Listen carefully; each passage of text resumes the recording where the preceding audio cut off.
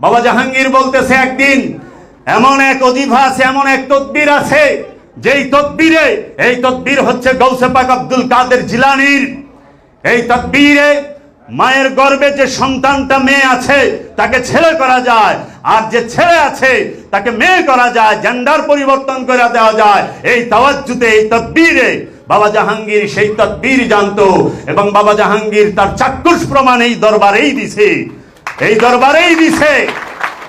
Ultrasonogram রিপোর্টে আসছে ছেলে, আল্ট্রাসোনোগ্রাম রিপোর্টে আসছে ছেলে। বাবা জাহাঙ্গীরের কাছে বলছে আমার তো মেয়ের দরকার, আমি মেয়ে চাই। বাবা জাহাঙ্গীর তাকে মেয়েই দিছে। বাবা জাহাঙ্গীর বলেছেন আমি, আল্লাহ রাব্বুল আলামিন বলেছেন আমি আদি, আমি শেষ, হুয়াল আউয়াল, আমি সর্বপ্রথম, হুয়াল আখির, আমি সর্বশেষ, ওয়াল জাহিরু, আমি প্রকাশ, ওয়াল বাতিন, আমি গুপ্ত। তাহলে আল্লাহ আগে সর্বপ্রথম, আল্লাহ সর্বশেষ, এবং আল্লাহ প্রকাশ, আল্লাহ গোপন। নফসের মাঝে প্রকাশ আল্লাহরই, নফসের কোনো প্রকাশ নাই। প্রকাশ নফসের মাঝে আল্লাহর হয়। এখন আমরা দেখতে পাই যে শরীয়ত, তরিকত, হাকিকত, মারেফত, চারটা বিষয়। এই চারটা বিষয় এমন একটা জায়গায় গেলে একাকার হয়ে যায়। সেই জায়গাটা কোথায়? যে চার বিষয় এমন একটা জায়গা আছে জগতে, যে জায়গার মধ্যে গেলে এই চার বিষয় শরীয়ত, তরিকত, হাকিকত, মারেফত একাকার হয়ে যায়, বিলীন হয়ে যায়। সেই জায়গাটা হচ্ছে কাবা। কাবার মাঝে শরীয়ত থাকে, বাইরে যে শরীয়ত থাকে হলো কাবার বাইরে, কাবার মধ্যে না। শরীয়তের স্থান কাবার বাহিরে, কাবার মধ্যে না। এর জন্য কাওয়ালগণ বলছেন, আল্লাহর ওলিগণ বলছেন যে চলো সখী উস দেশ চলে যাহা খোদা কা নাম নেই। চলো সখী ওই দেশে চলে যায় যেখানে খোদার নামই নাই। দায়ের ও হারাম কা ঝগড়া कैसा। দায়ের ও হারাম মানে মসজিদ কাবা এবং দায়ের, এই দুইটার কোনো ঝগড়া নাই, কুফরও নাই, ইসলামও নাই। সেটা কোথায়? লা মাকানে। আল্লাহর ওলি বলতেছে চলো সখী উস দেশ চলে যাহা খোদা কা নাম নেই। কারণ খোদার রাজ্যে খোদার নাম থাকে না, সৃষ্টি জগতে খোদার নাম। সিদরাতুল মুনতাহার নিচে আল্লাহ আল্লাহ, সিদরাতুল মুনতাহার উপরে আল্লাহ আল্লাহ নেই। কারণ আল্লাহ কারে ডাকবো? বান্দা এসেন আল্লাহরে ডাকবো, আল্লাহ কারে ডাকবো? আল্লাহ তো আল্লাহ আল্লাহ করবো না, বান্দার লেগে আল্লাহ আল্লাহ। তো প্রতিটা জিনিসের ভেতর এবং বাহির আছে।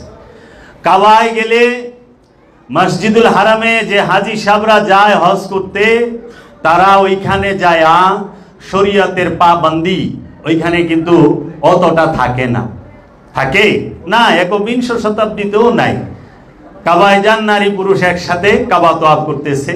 কাবা শরীফে যান, নারী পুরুষ একসাথে হুড়াহুড়ি তোয়াফ করতেছে। একই হাজরে আসওয়াতে নারীও চুম্বন করতেছে, পুরুষও চুম্বন করতেছে। একই মাকাম ইব্রাহিমের মধ্যে নারীও মুসল্লা নিচ্ছে, পুরুষও মুসল্লা নিচ্ছে, তাই নয় কি? তাহলে কাবার মধ্যে নারীর আর পুরুষের একই কালারের পোশাক। হজের মধ্যে বোরকা নাই, হজের মধ্যে হাত মোজা পা মোজা নাই, আছে না? হাত মোজা পা মোজা হজই তো শেষ। কাবার ডাইন নাই, কাবার বাম নাই, কাবার উত্তর নাই, কাবার দক্ষিণ নাই, কাবার পূর্ব নাই, কাবার পশ্চিম নাই। কাবা কাবাই, কাবা কাবাই। উত্তর থেকেও কাবাকে সামনে রাখতে হয়, দক্ষিণ থেকেও কাবাকে সামনে রাখতে হয়, পূর্ব থেকেও কাবাকে সামনে রাখতে হয়, পশ্চিম থেকেও কাবাকে সামনে রাখতে হয়। তো কাজেই সারা জীবন মুখস্থ বিদ্যার অনুসারী তো গদ বাঁধা। শরীফ, বিভিন্ন শরীফ পইরা সব শরীফ একখানে মিলাই একটা আজগুবি শরীফ তৈরি করি আমরা। আজগবি শরীফ থেকে আমরা ওয়াজ শুরু করি, কারণ অনেক শরীফ পড়ছি তো, এই শরীফ এই শরীফ ওই শরীফ ওই শরীফ, নিজের হুয়ার মধ্যে একটা মিসাইল মারলো মুখতে একটা কথা বেরিয়ে গেল। কিন্তু গাউসুল আজম, শাহিন সায়ুল, আল্লামা কিচ্ছু কোয়ার নাই। অনেক কিছুই বলার থাকে, বলন যায় না।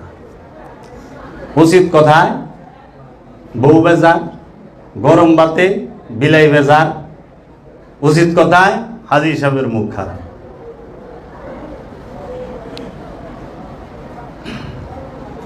মূলের ধারের কাছেও কেউ নাই, মূলের ধারের কাছেও কেউ নাই। মূল কি তো জানে না, খালি পেঁচাল, অধিক পেঁচাল। ইবাদতের দুইটা দিক, আল্লাহর হক পাঁচটা, নামাজ রোজা হজ যাকাত কুরবানি। এই পাঁচ হক তিনটা টাকা ছাড়া আদায় করা যায় না। যার টাকা নাই আল্লাহর তিন হক হ্যাঁ আদায় করা পারে না। সেটা কি? কুরবানি টাকা ছাড়া দেওয়া যায়? গরিব মানুষ পয়লাই ক্যান্সি। যাকাত টাকা না থাকলে দেওয়া যাইব না। হজ টাকা না থাকলে দেওয়া যাইব? তিনটার মধ্যেই নাই, তিনটার মধ্যেই টাকা ছাড়া ইবাদত হয় না, আল্লাহর হক আদায় হয় না। আবার এমন এক আবাদত আছে যে আবাদত করতে ভিসা লাগে, ভিসা পাসপোর্ট ছাড়া এই আবাদত দিব না, সেটা হলো হজ। ভিসা ছাড়া হজে যায় পারবেন? হজ করা পারবেন? পাসপোর্ট ছাড়া হজ করা পারবেন না? অনেক আবাদত করতেও পাসপোর্টও লাগবো, ভিসাও লাগবো, আবার পুলিশ ভেরিফিকেশনও লাগে। কই চাইবেন? আল্লাহ মারা তো কুবায়া ফালা ফালা করে দিবালেছে, কিন্তু মূলের খবর নাই। এই আবাদত দুই প্রকার। অনুষ্ঠান করতে অর্থের প্রয়োজন, হাকিকিতে অর্থের কোনো প্রয়োজন নেই। হাকিকি আবাদত হচ্ছে ইমানদারের জন্য, আর অনুষ্ঠানের আবাদত ধনীর জন্য। অনুষ্ঠান করবে ধনী, আর হাকিকি করবে আশেক। এই আশেককে করতে হবে, অনুষ্ঠান বাদ দিয়া হাকিকি। অনুষ্ঠান করে কি করবেন? অনুষ্ঠান করে কি হইব? পরিবর্তন হইতেছে না, রাজনীতি হয়। এই অনুষ্ঠান লেই তো রাজনীতি। যত অনুষ্ঠান সব রাজনীতিবিদেরা সৃষ্টি করছে। তৌলায় দেখেন, একটা একটা করে তৌলায় উলঙ্গ করে ছেড়ে দেব, ল্যাংটা হয়ে যাবে। প্রত্যেকটা অনুষ্ঠান রাজনীতিবিদরা তৈরি করছে। আর আল্লাহর ওলি, আল্লাহর মহাপুরুষ, আল্লাহর নবী রাসূলরা মানুষকে হেদায়েত করছে, তাকে সত্যের পথ দেখাইছে, তার নফসকে পবিত্র করেছে, তাকে আয়াত শিক্ষা দিছে, তার কাছে আয়াত বর্ণনা করছে, কিতাব শিক্ষা দিছে, হিকমত বর্ণনা করছে।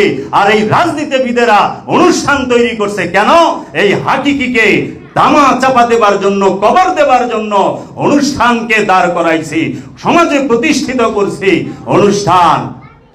এই অনুষ্ঠানকে সবাই ভালোবাসে, কারণ অনুষ্ঠানের মধ্যে সুর হয়ে যায় পারে, বাটপার সিটার সবাই যায় পারে, অভিনেতা যাইতে পারে, কিন্তু হাকিকিতে প্রেমিক ছাড়া, ইমানদার ছাড়া কেউ যাইতে পারে না।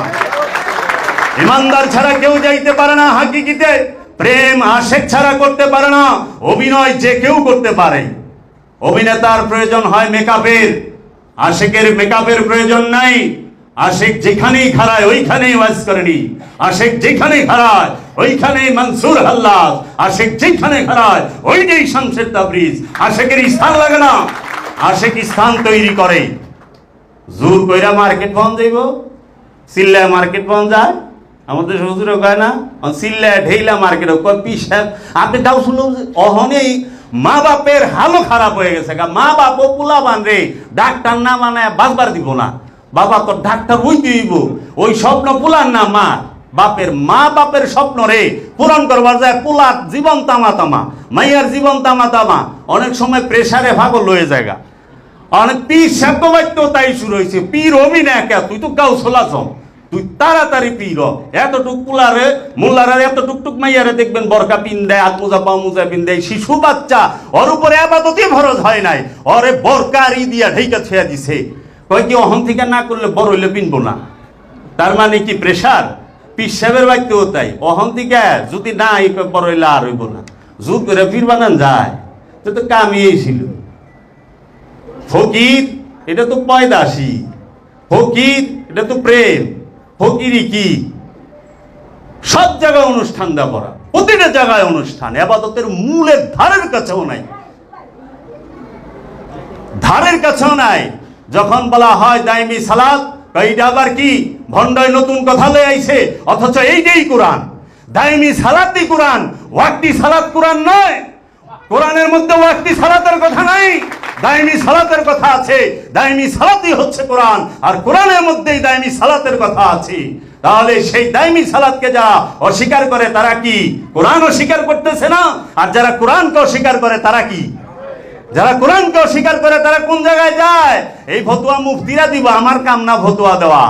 তাহলে দাইমি সালাতকে ধামা চাপা, সিয়াম আত্মসংযম কই? পেট সংযম লয়ে ব্যস্ত, খাওয়ান সংযম লয়ে ব্যস্ত, খাওয়ান থেকে বিরত থাকে, আর খাবারের থেকে বিরত, আর শরীরের বিভিন্ন মসলা মাসেল ঠিকঠাক ওটি থেকে বিরত, কিন্তু ঘুষ সুদ চুরি চামারি ছিনতাই রাহাজানি থেকে বিরত নাই। তাহলে হাকিকি সিয়াম কে করে? আত্মসংযমে একজনও করে না। দেহ সংযম দা বোঝায়, দেহ সংযমও করতে হইব, তার আগে আত্মসংযম। কারণ আত্মসংযম হইলে দেহ এমনি সংযম হয়ে যায়, ওইটার স্পেশাল ভাবে এটাই কানন লাগে না। আর সারা জীবন দেহ সংযম করবেন, জীবন আত্মসংযম হইব না।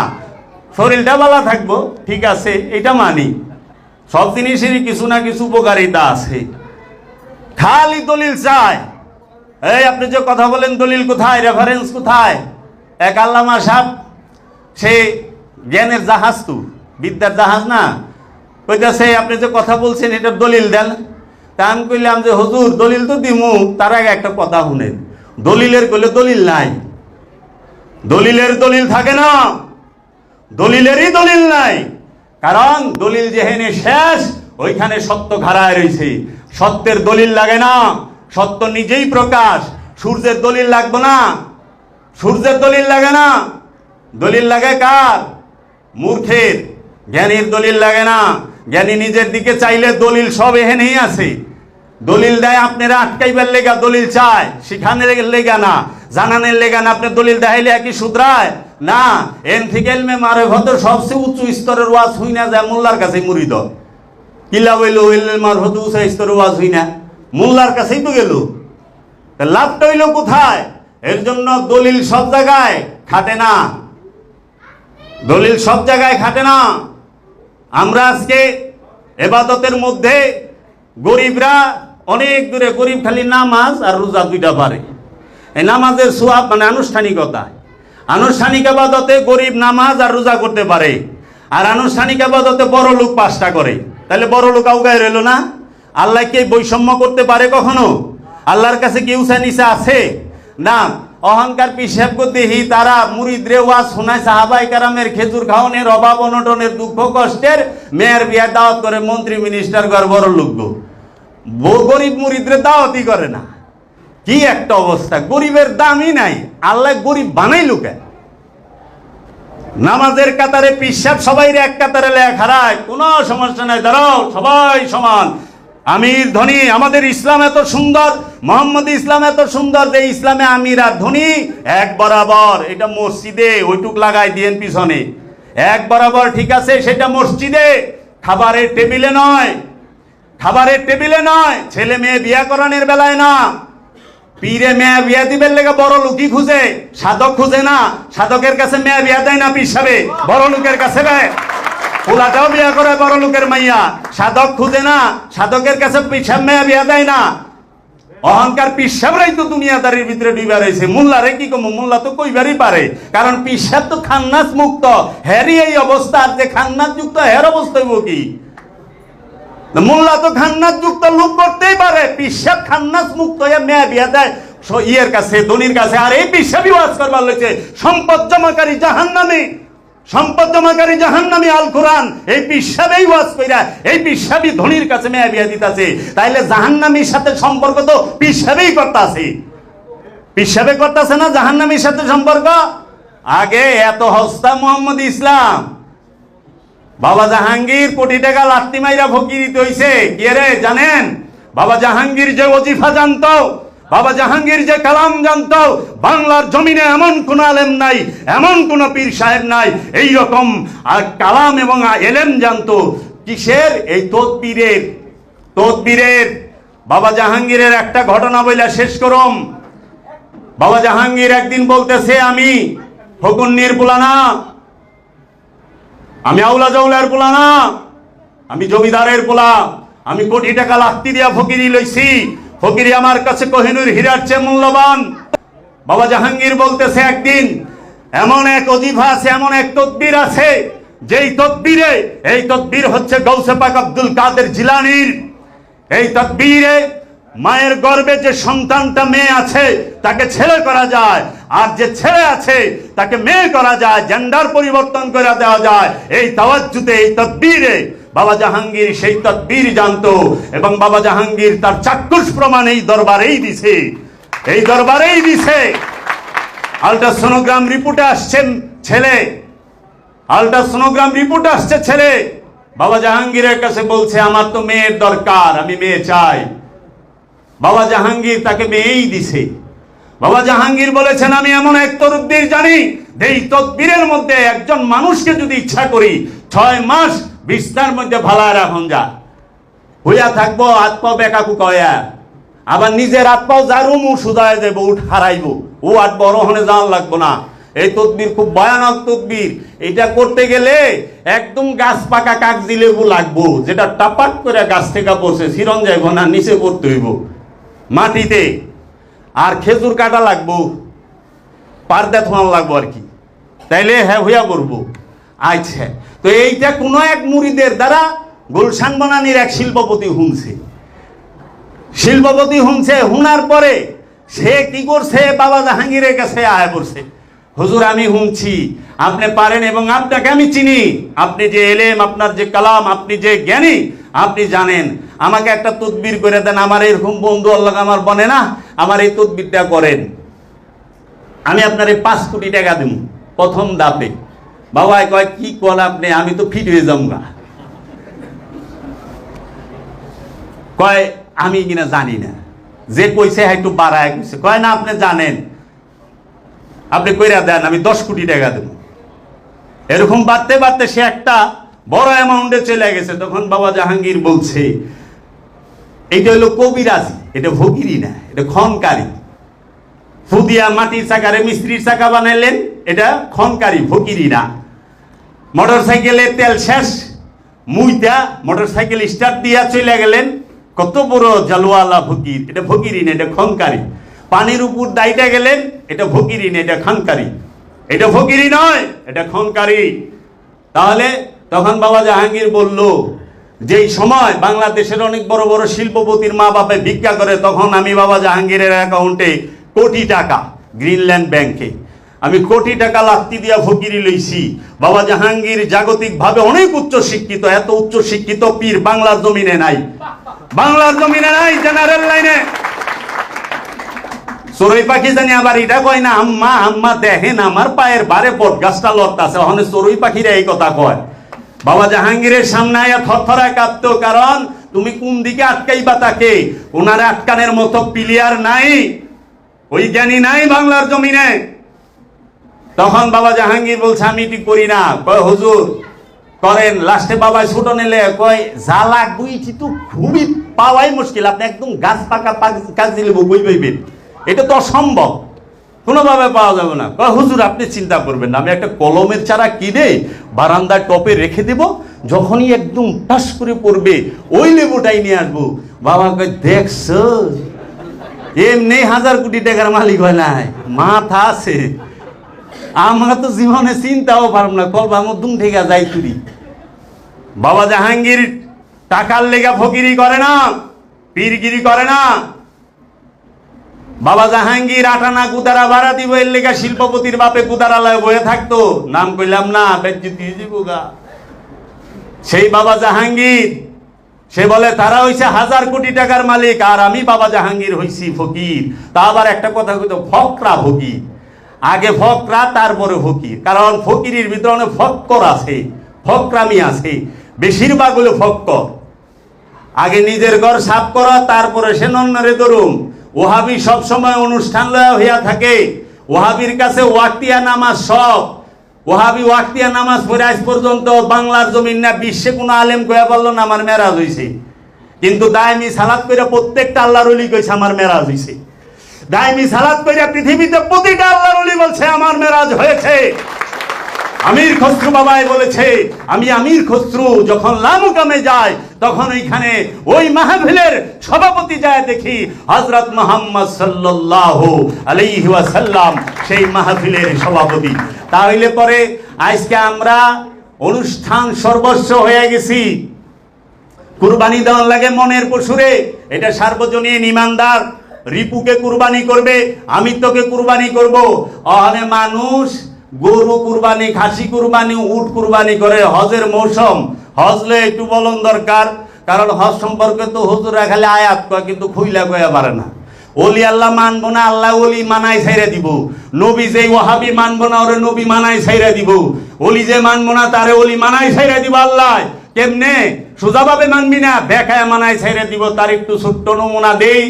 হজ করবার যান, কি কাবা ঘর, আল্লাহর ঘর তওয়াফ করবার, তাই না? যা কি কন লাব্বাইক আল্লাহুম্মা লাব্বাইক, আল্লাহ আমি উপস্থিত, ওগো আমার আল্লাহ আমি উপস্থিত। ওখানে যাওয়ার আগে, তওয়াফের আগে সর্বপ্রথম কি করণ লাগে? মাকাম ইব্রাহিম থেকে মুসল্লা গ্রহণ করার লাগে। কেন? আবার ওইখানে 2 রাকাত শুকরানা নামাজও পড়ন লাগে, পড়ন লাগে না? হ্যাঁ। তা মাকামে ইব্রাহিমটা কি? ওই পাথরের কোনো দাম আছে না? ওই পাথরের মধ্যে হযরত ইব্রাহিম আসসালাতু আসসালাম দাঁড়াইছে। ওই কদম মুবারকের ছাপের দাম, ওই কদম মুবারকের চিহ্নের দাম, ওই কদম মুবারক থেকে মুসল্লা নিতে হয় মেজাজিতে। আর হাকিকিতে যে ইব্রাহিমের বংশ, যে ওলিয়ে কামেল, যে নূরে মুহাম্মদের ধারক এবং বাহক, তার কাছ থেকে মুসল্লা নিতে হবে। এই মুসল্লা মানেই হচ্ছে বায়াত গ্রহণ করা, মুর্শিদের কাছে বায়াত গ্রহণ করা, ওলিয়ে কামেলের কাছে নূরে মুহাম্মদি যার মধ্যে জাগ্রত, ওইখানে যায় বায়াত গ্রহণ করা মানে মুসল্লা নেওয়া। মুসল্লা নেওয়ার পরে ওইখানে দায়মি সালাতে রত থাকা। মুসল্লা নিছেন মাকাম ইব্রাহিম থেকে, নবীরে মানছেন না মানেন নাই? মূল্য কার? পাথরের না, নবীর কদম মুবারকের ছাপের। আচ্ছা, এন থেকে মুসল্লা লইছ, চলো এখন কাবা তওয়াফ করো। কাবা কেন মসজিদুল হেরেম সম্মানিত হলো, মর্যাদাবান হলো? কারণ মসজিদুল হেরেম তৈরি করছে বাবা আদম, সংস্কার করছে বাবা ইব্রাহিম আলাইহিস সালাতু ওয়াস সালাম, এবং মহানবী তওয়াফ করছে। তাহলে এই নবীর স্পর্শের জন্য মসজিদুল হেরেম বিশ্বের সর্বশ্রেষ্ঠ মর্যাদাবান। কেন? বাইতুল্লাহ শরীফ, আল্লাহর ঘর কে তৈরি করলো? নবী, রসুল, ওলি, আব্দুহু। বাবা আদম নবী, বাবা আদম ওলি, বাবা আদম রসুল, বাবা আদম ওলি। ইব্রাহিম নবীও তাই, সে আবার আব্দুহ। তার নির্মিত ঘর হয় আল্লাহর বাইতুল্লাহ, আল্লাহর ঘর। নবী যেটা বানায় ওইটা হয় আল্লাহর ঘর। মোল্লা আর সুদকুর ঘুষখোর আর রাজমিস্ত্রিরা মিলে বানাইলে ওটা আল্লাহর ঘর হয় না। আল্লাহর ঘরে শয়তান থাকা পারে না, আল্লাহর ঘরে শয়তান যুক্ত ব্যক্তিও থাকা পারে না। আর অহন্ত দিয়ে আল্লাহর ঘর বোঝাই শয়তানি ঘাড়ায় রয়েছে, শয়তান যুক্ত ব্যক্তি তো আছেই। এটা হলো অনুষ্ঠান। এই কাবা ঘর মর্যাদাবান কেন? আল্লাহর নবী তৈরি করেছে, আল্লাহর আব্দুহু তৈরি করেছে, আল্লাহর রসুল তৈরি করেছে, আল্লাহর ওলি তৈরি করেছে। তার হাতের স্পর্শের কারণে সরকারে দু আলম হযরত মুহাম্মদ মুস্তাফা আহমদ মুস্তাফা সাল্লাল্লাহু আলাইহি ওয়াসাল্লামের কদম মুবারক ওইখানে যাওয়ার কারণে এই কাবা মর্যাদাবান হয়েছে। আর এই কাবার সবচেয়ে একটা মজার পয়েন্ট হলো যেটা বাবা জাহাঙ্গীর বলেছেন, যে কাবার মধ্যে রুহুল আমিন একবারও আহে নাই। আল্লাহর ঘর, অথচ আল্লাহ নিজে আইলো না। রুহুল আমিনই যখন রব্বুল আলামিন ওহী নিয়ে আসে তখনই তিনি রুহুল আমিন। রুহুল আমিন পবিত্র রূহ, এই রুহুল আমিন, রুহুল কুদ্দুস, এই রুহুল আমিন যখন আসছে কই হেরা পর্বতে, কাবায় তা আহে নাই? আইছে না। আল্লাহর কুরআন কাবায় নাজিল হয় নাই, হেরা পর্বতে নাজিল হইছে। তাহলে কাবা কি? রসুলের নিদর্শন, নবীর নিদর্শন। এর জন্য কাবা সম্মানিত। তারপরে যায় দেখেন কাবা তওয়াফ শেষ হইছ, হাজর আসওয়াদ চুমা দাও। আমরা হিস্ট্রি থেকে জানি এই হাজরে আসওয়াদ অনেক বড় ছিল, এইটার রং বলে সাদা ছিল, এইটা চুমাইতে চুমাইতে কালা কইরা ফেলাইছে, আবার এটা ছোট হয়ে গেছে গা। এই হাজর আসওয়াদের মধ্যে বলে বাবা আদম বসতো, এর জন্য মর্যাদাবান। ওই হিসেবে মহানবী চুম্বন দেয়া মর্যাদা আরো বাড়ায় দিছে। এখন দেখেন নবী বইছে সেইটা মূল্যবান, নবী ধরছে সেইটা মূল্যবান, নবী চুম্বন দিছে সেইটার মূল্যবান। মূলে পাথরের না চুমার মূল্য, স্পর্শের মূল্য, ওই যে বসার মূল্য, এইটাকে তাজিম করো, ইজ্জত করো। আল্লাহর হুকুম, এই ইজ্জত করতে হবে। তারপরে যায় দেখেন হাজর আসওয়াদ চুম্বন করছেন, সাফা মারওয়া পাহাড়ে দৌড়াও। সাফা মারওয়া পাহাড়ে কোনো নবী দৌড়াইছে? কোন রসুল দৌড়াইছে? না, ওইখানে আল্লাহর ওলি দৌড়াইছে। কে? মা হাজেরা। মা হাজেরা নবীও না, মা হাজেরা রসুলও না, সে আল্লাহর ওলি। সে আল্লাহর ওলি, সে নবীর মাতা এবং সে নবীর স্ত্রী। মা হাজেরা দৌড়াইছে। মা হাজেরা কেন দৌড়াইছে? তার সন্তানকে পানি পান করানোর জন্য, নিজে পানি পান করার জন্য। হজিরে জিগান, আপনি কি এর দৌড় ভারেন? আপনার পোলার তার পানি পিয়াস লাগে না, আপনার পোলারে লইও আহেন নাই, আপনি দৌড় ভারেন? আপনার পানি পিয়াস লাগছে না? এখন তো পানির অভাব নাই, কিন্তু দৌড় পারবার লইছেন। আসলে বিষয়টা হলো রসুলকে অনুসরণ করতে হবে, নবীকে অনুসরণ করতে হবে, ওলিকে অনুসরণ করতে হবে। এটা মক্কায় আল্লাহ নিজে দেখাই দিতেছে, আল্লাহ নিজে দেখাইতেছে। আবে জমজমের পানি পান করেন, এটাও তো নবীকে অনুসরণ। তাহলে নবী রসুল অনুসরণ না কইরা যাইবেন কই? তো কাজেই বলার অনেক কিছু থাকে। আমরা তো অনুষ্ঠান বেশি পছন্দ করি, সাধনা মোটেও পছন্দ করি না। আর অনুষ্ঠান না হলে দরবার যাবে না, মসজিদ যাবে না, মাহফিল যাবে না। অনুষ্ঠান তো লাগবেই। দেখেন না, হনুমান রাখা দিছি, কি করবো?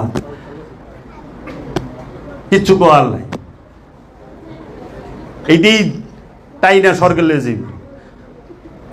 দাড়ির মধ্যে ইসলাম নাই, কিন্তু ইসলামে দাড়ি আছে। আল্লাহ মাইবা দাড়ির মধ্যে কখনো ইসলাম না। অন দাড়ি না রাখলে ওয়াজি শুনে না। এর লেগে আমরা এখন দাড়ি রাখা শুরু করছি। আমার কিন্তু দাড়ি আসছিল না, ওয়াজ শুনে না দেখে আমি দাড়ি রাখছি। অহন দিয়ে ঠেলা শুনে আমার দেখা দিয়ে সবাই রাখা শুরু করছে। সবার যখন রাখা শেষ হবে, আমি একদিন ক্লিন শেভ করে হলাম। বাস, পীরের হুকুম সবসময় মানার লাগে না। সব জায়গায় পীরের হুকুম মানে না। আল্লাহর হুকুম সব জায়গায় নবী রাসূলুল্লাহ মানে নাই। আল্লাহর হুকুম যদি আজাজিল মানতো, তাইলে আর দুনিয়ায় সৃষ্টি হইতো না। আল্লাহর হুকুম যদি আদম মানতো, দুনিয়ার সৃষ্টি হইতো না। এটা আশিকের লেগা, শয়তানের লেগা না। বিগত 2018 সালের একটি ভিডিওতে, একটি ওয়াজে বলেছিলাম যে সারা কুরআনুল মাজিদে আমি 5 ওয়াক্ত নামাজের সরাসরি কোনো দলিল পাইনি। আমি 5 ওয়াক্ত নামাজ সম্পর্কে কুরআনুল মাজিদে স্পষ্ট কোনো দলিল নাই এবং এর প্রয়োগ পদ্ধতিও বলা হয় নাই। এবং এই 5 ওয়াক্ত নামাজের সম্পর্কে সরাসরি কোনো আয়াত কোরআনে আমি পাই নাই। কিন্তু আমি কোরআনে দাইমি সালাত সম্পর্কে 82টি আয়াত পেয়েছি। সালাত শব্দটি আছে কোরআনে 38টি সূরার মধ্যে 82টি আয়াতে। এই 82 আয়াতেই দাইমি সালাত সম্পর্কে স্পষ্টভাবে বলা হয়েছে এবং এই দাইমি সালাত সম্পর্কে বিস্তারিত বলা হয়েছে এবং দাইমি সালাতের প্রয়োগ পদ্ধতিও বলা হয়েছে। এখন এই দাইমি সালাতের প্রয়োগ পদ্ধতি কুরআনুল মাজিদে ৭ নম্বর সূরা মারিজের 23 নম্বর আয়াতে বলা হয়েছে, আল্লাযিনা হুম আলা সালাতিহিম দায়মুন। আমাদের সমাজে প্রচলিত যে মৌলবী, মুন্সি, মৌলানা সাহেবরা এবং মুফতি সাহেবরা এবং মসজিদের ইমাম সাহেবরা 5 ওয়াক্ত নামাজের দলিল হিসেবে কোরআন থেকে যেই আয়াতগুলো পেশ করেন, তাহা আমি এখন তুলে ধরব আপনাদের সামনে।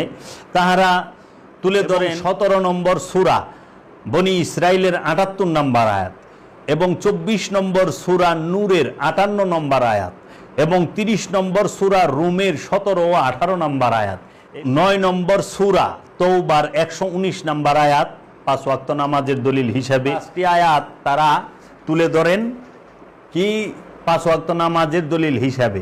এখন দেখেন, আমি আপনাদের সামনে সর্বপ্রথম এই মাওলানা আশরাফ আলী থানভী সাহেবের কোরআনের অনুবাদ থেকে আমি এখন আপনাদেরকে পড়ে শোনাবো এবং আমার হাতে আছে কুরআনুল করিম প্রফেসর ডক্টর মোহাম্মদ মুজিবুর রহমান সাহেবের, অধ্যাপক খমা আব্দুর রাজ্জাক সাহেবের এই কোরআনের অনুবাদ থেকে দেখেন ওনারা কি অনুবাদ করছে, এবং আমি ইসলামিক ফাউন্ডেশনের কোরআনের অনুবাদ থেকেও দেখাবো, আপনারা একটু দেখেন। 9 নম্বর সূরা তওবার 119 নম্বর আয়াতে আল্লাহ রাব্বুল আলামিন বলেছেন, ইয়া আইয়ুহাল্লাযীনা আমানুত্তাকুল্লাহ ওয়া কুনু মাআস সাদিকিন, অর্থ হবে হে আমানুগণ, হে ইমানদারগণ, যারা ঈমান এনেছো আল্লাহকে ভয় করো এবং সত্যপথের প্রতীকদের সাথে থাকো।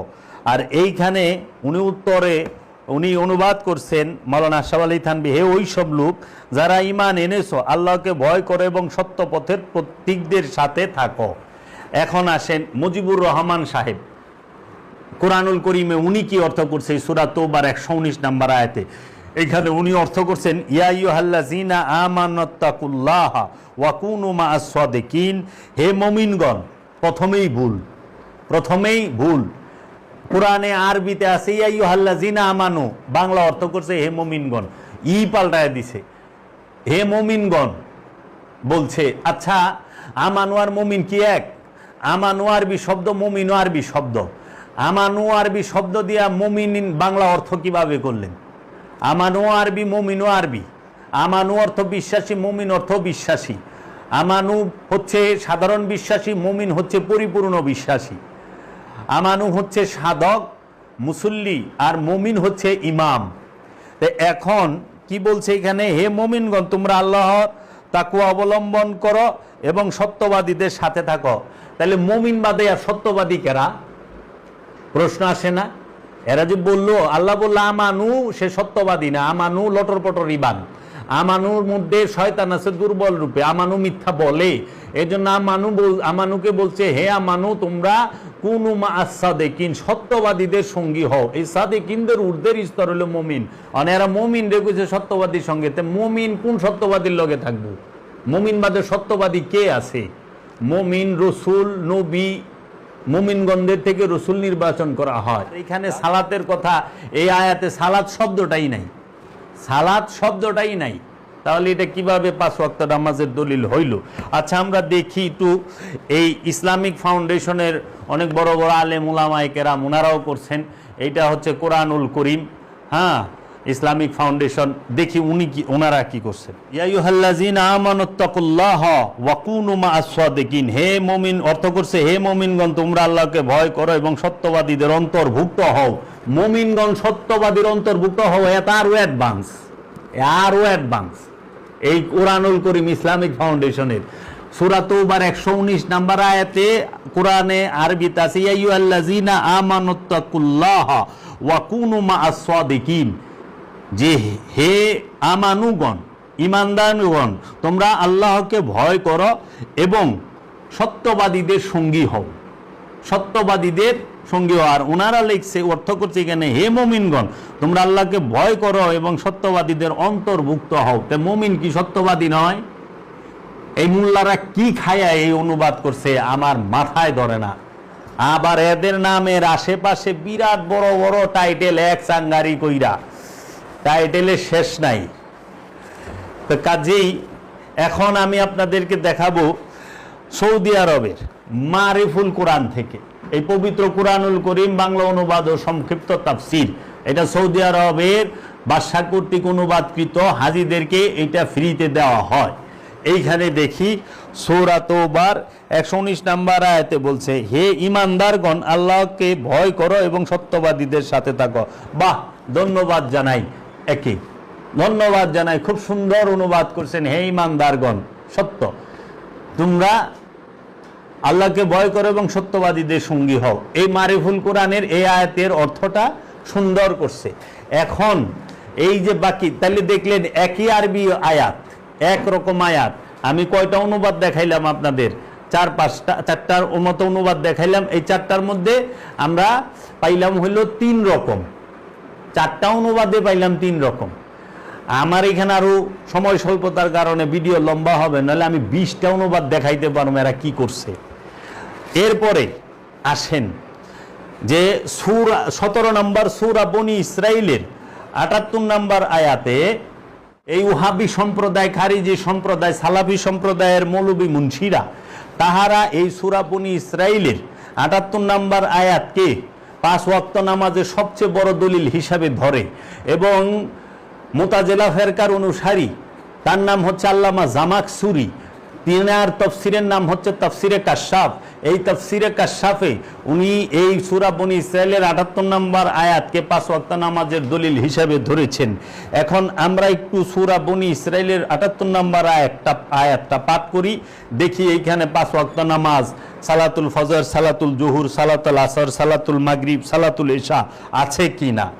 এখন আমি সূরা বনী ইসরাইলের 78 নম্বর আয়াতটি পাঠ করতেছি। 17 নম্বর সূরা বনী ইসরাইল, আয়াত নাম্বার 78। আপনারা মন দিয়ে শুনবেন। আকিমুস সালাত লিদুলিকি শামসে ইলা গাসাকিল লাইলি ওয়া কুরআনাল ফাজরে ইন্না কুরআনাল ফাজরে কানা মাশহুদা।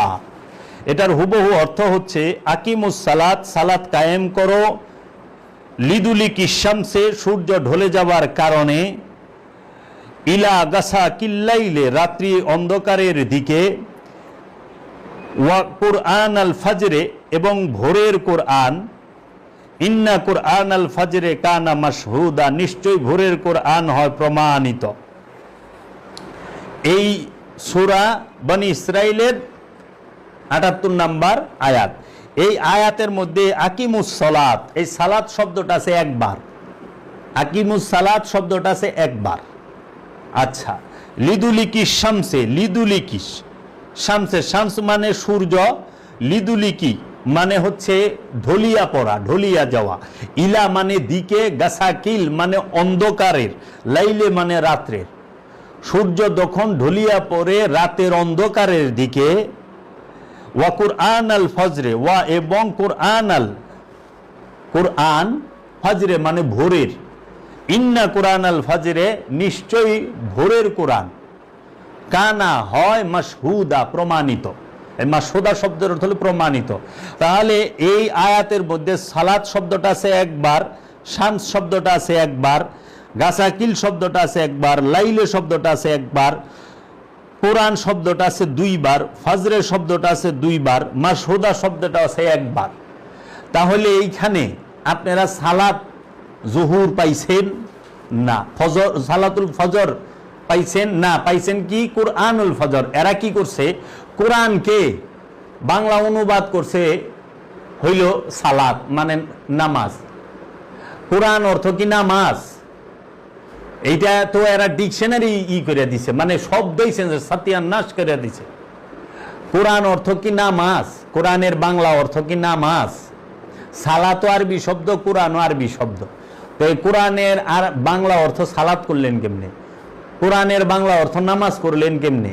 এটা কি খোদার উপরে খোদাগিরি নয়? এটা কি বিশ্বাসঘাতকতা নয়? এটা কি আল্লাহর কালামের সাথে মোল্লার মত জুড়ে দেওয়া নয়? মৌলবী মুন্সি এবং এই মুহাদ্দিসগো মত জড়িয়ে দেওয়া নয়? আছে হইল আকিমুস সালাত লিদুলিকি শামসে ইজা গাসাকিল লাইলি কুরআনাল ফজরে ইন্না কুরআনাল ফজরে। ইন্না কুরআনাল ফজরে এটারে কইছে ফজরের নামাজ। ফজর অর্থ হলো ভোর, ভোরের নামাজ। তো সালাতুল ফজরে নাই, তো আছে কুরআন আল ফজরে, ভোরের কোরআন।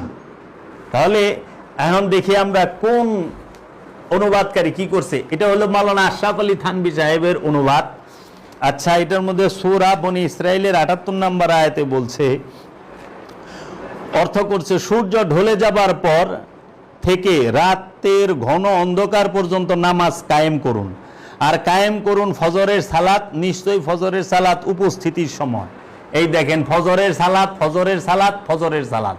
ফজরের বাংলাও করে নাই, আর কোরআনের বাংলা সালাত করে ছেড়ে দিছে। কোরআনও আরবি শব্দ, সালাতও আরবি শব্দ। আর এইখানে সালাত শব্দটাই নেই, একবার আছে। এখানে এই আয়াতের অনুবাদে মাওলানা আশরাফ আলী থানভী সাহেব উনি সালাত শব্দটা করছে হইল 3 বার। আবার প্রথম যে বলছে আকিমুস সালাত লিদুলিকি শামসে, এই আকিমুস সালাতের বাংলা করছে নামাজ, আর ওইখানে কোরআনের বাংলা করে দিছে সালাত। মানে এক আয়াতের মধ্যে 3 রকম। এটা হলো উনার অনুবাদ, একটু পড়ে দেখবেন। তারপরে যে আমাদের অনেক ধর্মান্ধ দর্শক থাকে যারা ইসা গালিগালাজ করে, জীবনে কোরআন খুইলেও দেখে না, কয়টা কোরআনের অনুবাদ করছেন জানা আছে কি? 10-15টা অনুবাদ করলে টের পাইবেন কোরআনের সত্যতা কোথায়। এক অনুবাদ পড়ে জীবনও কিছু বুঝবেন না, ওইটা যে কোনো এক ফেরকারটা প্রচার করবেন।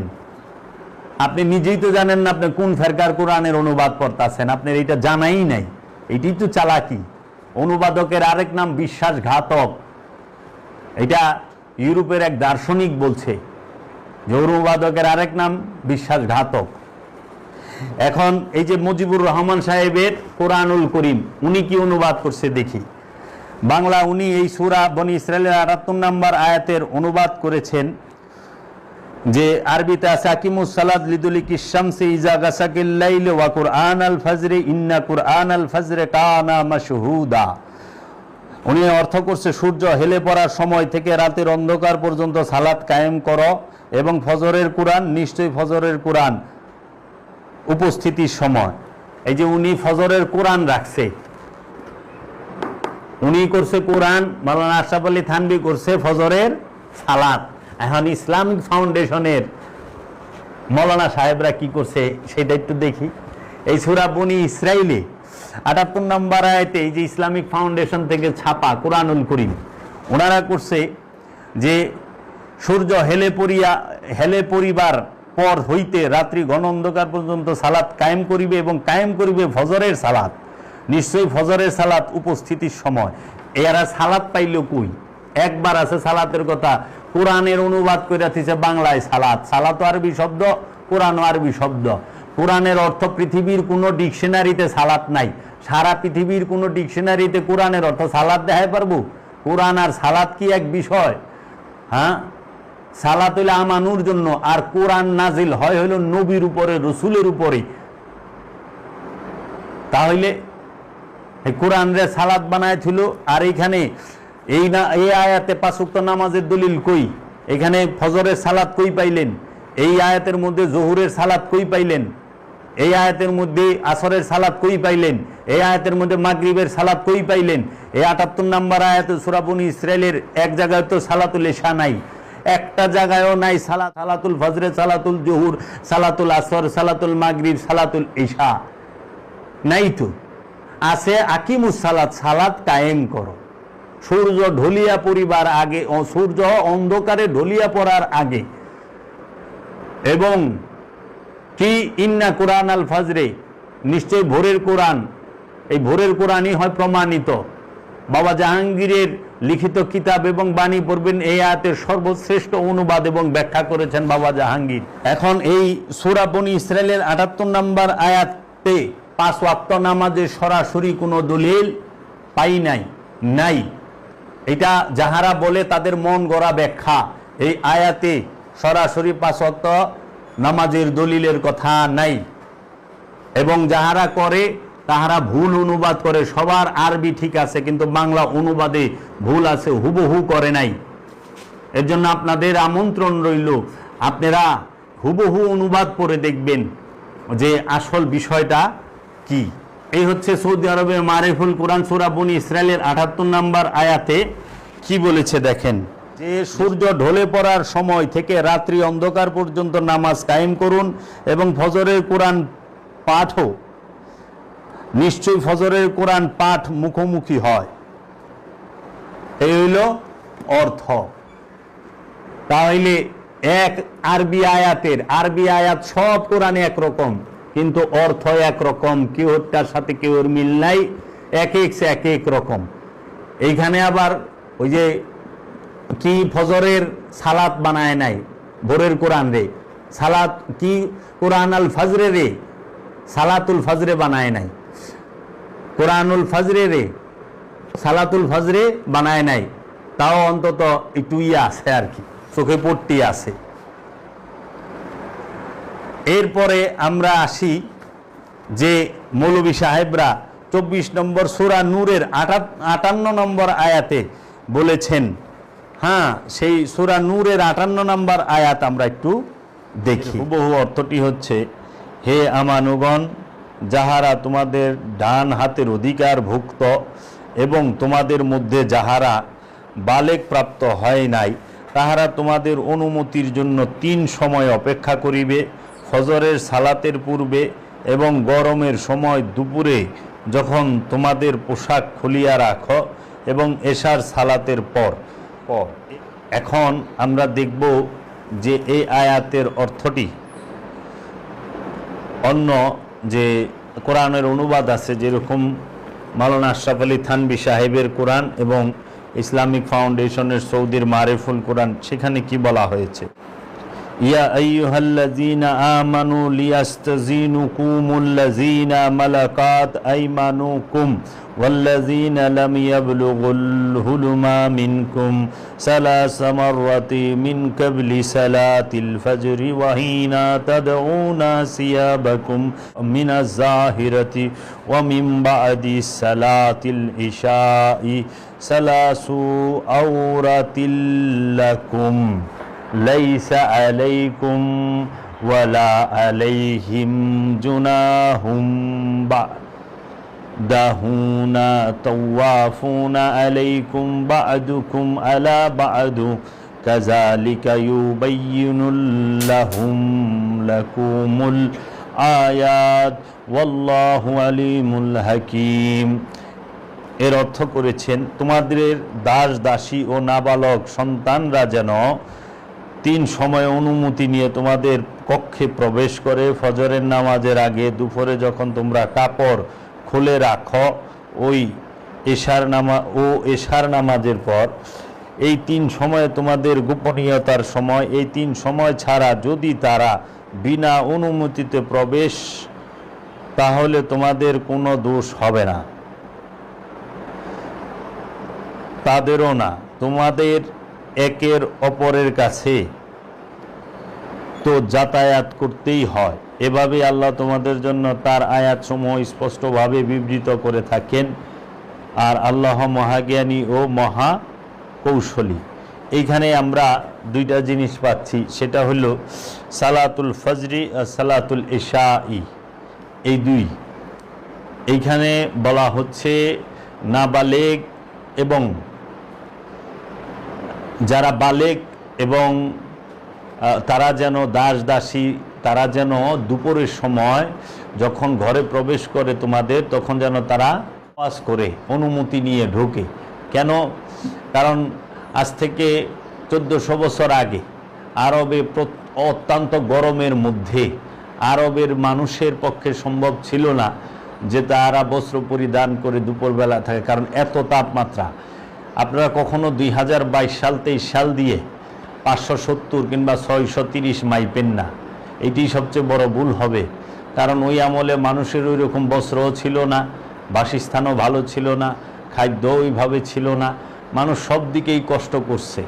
এজন্য আমরা কোরআন হাদিসে সাহাবায়ে কেরাম এবং আরবের মরুবাসীর মানুষদের অনেক কষ্টের ঘটনা, ইতিহাস আমরা জানি এবং পড়ি এবং শুনি। তো কাজেই এখানে বলছে সালাতুল ফজরি, ভোরের সংযোগ এবং যোগাযোগ প্রচেষ্টা। এর জন্য সালাতুল ইশাই, এখন এশার নামাজ মানে সন্ধ্যাকালীন, সন্ধ্যার পরে যে নামাজ হয় সেটা।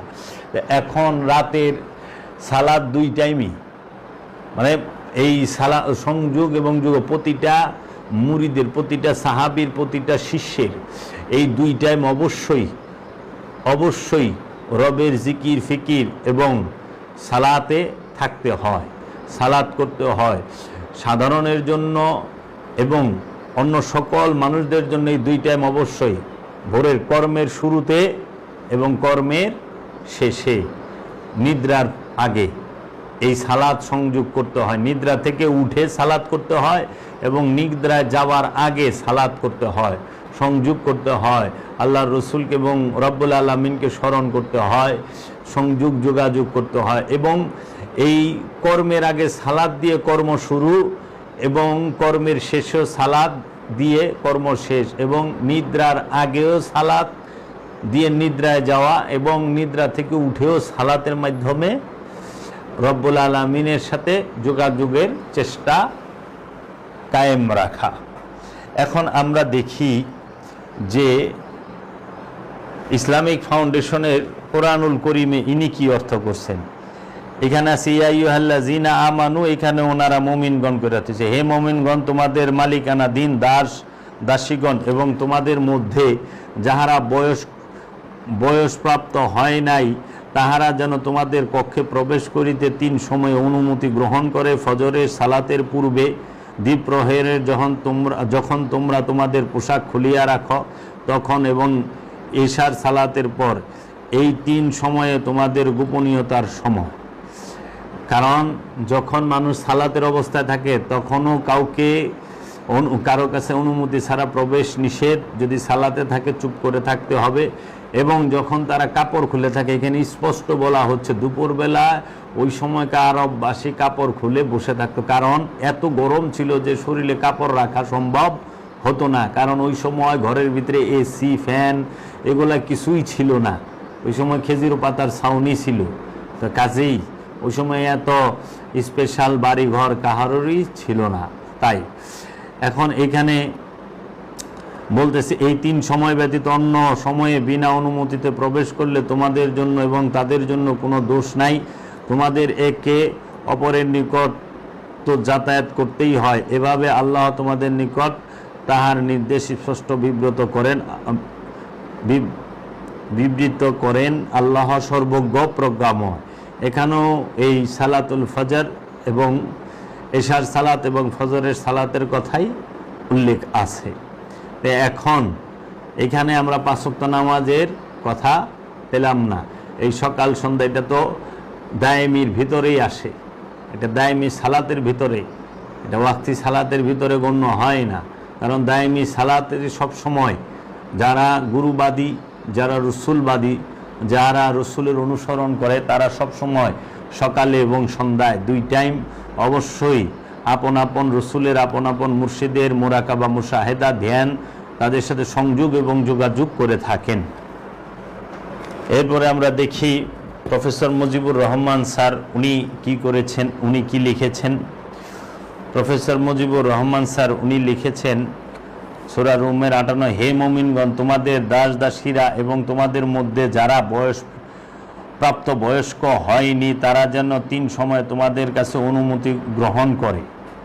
ফজরের নামাজের পূর্বে, দুপুরে যখন তোমরা বস্ত্র খুলিয়া রাখো এবং এশার নামাজের পর। এই 3 সময়ে তোমাদের দেহ খোলার সময়। এই সময়ের পর তোমাদের ও তাদের জন্য কোনো দোষ নেই।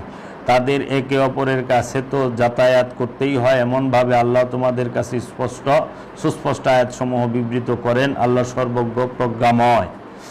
এই যে দেখেন যে ফজরের নামাজের পূর্বে আরববাসী, মরুবাসী তারা কাপড় খুলে থাকতো। আচ্ছা, এখন সৌদি আরবের মারিফুল কোরআনে কি বলা হচ্ছে? সূরা নূরের 58 নম্বর আয়াতে বলা হচ্ছে কি, হে মুমিনগণ, তোমাদের দাস দাসীরা এবং তোমাদের মধ্যে যারা প্রাপ্তবয়স্ক হয়নি তারা যেন 3 সময় তোমাদের কাছে অনুমতি গ্রহণ করে। ফজরের নামাজের পূর্বে, দুপুরে যখন তোমরা বস্ত্র খুলে রাখো এবং এশার নামাজের পর। এই 3 সময়ে তোমাদের দেহ খোলার সময়। এই সময়ের পর তোমাদের ও তাদের জন্য কোনো দোষ নেই। তোমাদের একে অপরের কাছে তো যাতায়াত করতেই হয়, এমনিভাবে আল্লাহ তোমাদের কাছে স্পষ্ট আয়াতসমূহ বিবৃত করেন। আল্লাহ সর্বজ্ঞ প্রজ্ঞাময়। দেখেন এইখানেও তাই 3 সময় বস্ত্র খোলার সময়। কখন? ফজরের সালাতের পূর্বে, দুপুরে এবং এশার নামাজের পরে বস্ত্র খুলে যখন রাখো। আমি এটার বিস্তারিত ব্যাখ্যা করলাম না। এখানে সালাতের কথাটা এটা তো বলে নাই যে সালাত করো, বলছে যে এই 3 টাইমের পূর্বে তোমরা প্রবেশ করবা না ঘরে অনুমতি ছাড়া। এইটার অন্য সময় একটা ব্যাখ্যা করা যাবে। এখানে বেশি যারা বিবস্ত্র অবস্থায় থাকে এবং আপনার এইখানে স্বামী স্ত্রীর মিলনের বিষয়টাকে ইঙ্গিত করা হয়েছে। আমি সামান্য আপনাকে ইঙ্গিত হিসেবে দিলাম। কারণ যখন বস্ত্র খুলিয়া রাখো, কোথায়? ফজরের আগে, ফজরের সালাতের আগে, মধ্যবর্তী দিনের বেলায়, দুপুর বেলায়, মধ্যবর্তী এবং এশার সালাতের পরে বলতে আছে। এই 3 অবস্থায়।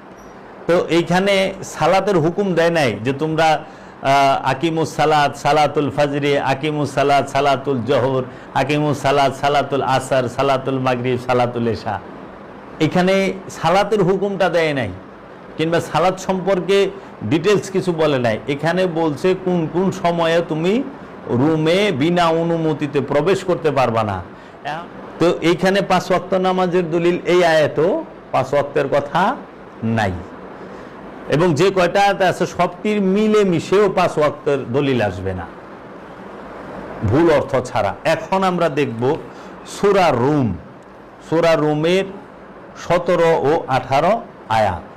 এখন আমরা বলবো যে মৌলভী সাহেব, মাওলানা সাহেবরা, যিনি একজন মুফতি মৌলানা সাদ্দাম হোসেন এবং আরও অন্যান্য আলেমরা যারা নাকি 5 ওয়াক্ত নামাজের দলিল হিসেবে 30 নম্বর সূরা রোমের 17 এবং 18 নম্বর আয়াতের দলিল দেন, সেই আয়াতটি আমরা পাঠ করে শোনাবো। ফাসুবহানাল্লাহি হিনা তুমসুনা ওয়া হিনা তুসবিহুনা। এর অর্থ, হুবহু অর্থ হচ্ছে, সুতরাং তোমরা সন্ধ্যা ও সকালে আল্লাহর পবিত্র তথা তাসবিহ পাঠ করো, আল্লাহর পবিত্রতা তথা তাসবিহ পাঠ করো।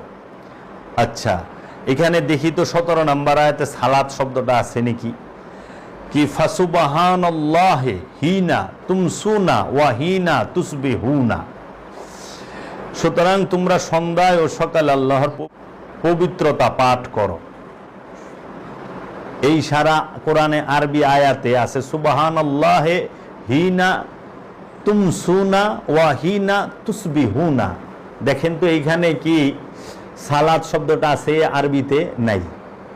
আচ্ছা, সালাতুল ফজর, সালাতুল জোহর, সালাতুল আসর, সালাতুল মাগরিব, সালাতুল এশা আছে এখানে? না।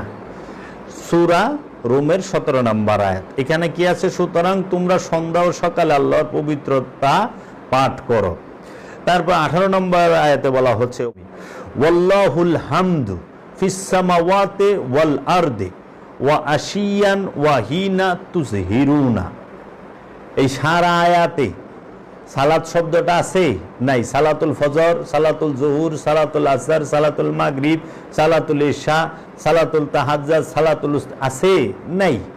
তাহলে ওয়াল্লাহু হামদু, এবং তাহার জন্য এই সকল প্রশংসা, ফিস সামাওয়াতে আকাশসমূহ, ওয়াল এবং আরদে পৃথিবীর, ওয়া এবং আশিয়ান রাতের বেলায়, ওয়াহিনা তুজহিরুনা এবং দুপুরের বেলা। যে এই যে বিষয়টা, এই 2 আয়াতের এক আয়াতেও সালাত শব্দটাই নাই। এখন মুন্সি মৌলবীরা সূরা রুমের 17-18 নাম্বার আয়াত তারা 5 ওয়াক্ত নামাজের দলিল হিসাবে দাঁড় করায়। ওই যে এনে পাইছে রাতের বেলা এবং দুপুরের বেলায়, আবিষ্কার করে দিবনি। এখন আমি অন্য অনুবাদ দেখে, আমি এইটার অনুবাদটা দেখাইলাম কালান্দার বাবা জাহাঙ্গীর বা ইমান আল সুরেশ্বরীর লিখিত কোরআনুল মাজিদ থেকে, অনুবাদকৃত কোরআনুল মাজিদ থেকে। এখন আমি দেখাবো হচ্ছে আপনাকে এই কোরআনুল করিম বাংলা তাফসীর ডক্টর মুহাম্মদ মুজিবুর রহমান স্যারের কোরআন থেকে। এইখানে উনি বলতেছেন সূরা রুমের 17 এবং 18 নম্বর আয়াতে কি, অতএব তোমরা আল্লাহর পবিত্রতা ও মহিমা ঘোষণা করো যখন সন্ধ্যায় উপনীত হবে এবং সকালে উঠবে। এবং 18 নম্বরে বলতেছে, আর অপরাহে ও জোহরের সময় আর আসমান ও জমিনের সকল প্রশংসা একমাত্র তারই। তো এইখানে সালাতের উল্লেখ তিনি করেন নাই। আচ্ছা, ইসলামিক ফাউন্ডেশন এই কোরআনুল করিম উনি কি করেছেন, যে সুতরাং তোমরা আল্লাহর পবিত্রতা ও মহিমা ঘোষণা করো সন্ধ্যায় ও প্রভাতে। 18 নম্বর আয়াতে বলছেন, এবং অপরাহে ও জোহরের সময় আর আকাশ ও পৃথিবীতে সকল প্রশংসা তো তারই। এটাও ঠিক একই রকমই করেছেন। এখন সৌদি আরবের মারিফুল কোরআন 17 নম্বর আয়াতে করছেন, অতএব তোমরা আল্লাহর পবিত্রতা স্মরণ করো সন্ধ্যায় ও সকালে, এবং অপর রাহেব ও মধ্যাহ্নে নবমণ্ডল ও ভূমণ্ডলের তারই প্রশংসা। আচ্ছা, মাওলানা আশরাফ আলী থানভী সূরা রুমের 17 এবং 18 নম্বর আয়াতের অনুবাদ করেছেন, কি ফাসুবহানাল্লাহি হিনা তুমসুনা ওয়া হিনা তুসবিহুনা। সুতরাং যখন তোমাদের সন্ধ্যা হয় এবং যখন তোমাদের সকাল হয় তখন তোমরা আল্লাহ তসবিহ করো। ওয়ালাহুল হামদু ফিস সামাওয়াতি ওয়াল আরদি ওয়া আশিয়া ওয়াহিনা তুজহিরুন। আসমান ও জমিনের সকল প্রশংসাই তার জন্য, তোমরা সন্ধ্যায় ও যখন তোমাদের কাছে জোহরের সময় এসে যায় তখন তার তসবিহ করো। এই হচ্ছে যে আমাদের শ্রদ্ধেয় ওহাবি, সালাফি, খারিজি যে মৌলবী ভাই সাহেবরা আছেন এবং শ্রদ্ধেয় গোলাপি ওহাবি পীর সাহেবরা, পীর সাহেবদের মধ্যে দুই প্রকার আছে, একটা লোক ওহাবি পীর আর একটা লোক গোলাপি ওহাবি পীর, আরেকজন হলো ওলিয়ে কামেল। ওলিয়ে কামেল সে তো দায়মি সালাত করে, কিন্তু গোলাপি ওহাবি পীর আর ওহাবি পীর সাহেবরা তাহারা কি করে, এই 5 ওয়াক্ত নামাজের দলিলে এই আমি যে সমস্ত আয়াতগুলোর কথা বললাম এগুলোই দাঁড় করায়।